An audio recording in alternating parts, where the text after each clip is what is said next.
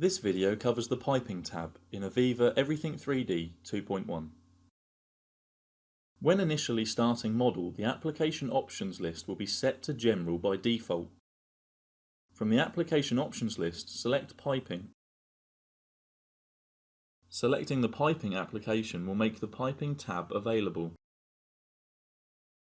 The Piping tab is divided into groups, for example, the Create group, the Modify group,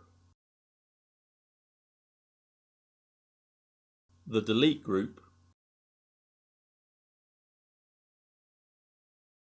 the Tools group, the Penetrate group, the Isometrics group, the Supports group, the Pipe Fabrication group, and finally the Pipe Stress Interface group.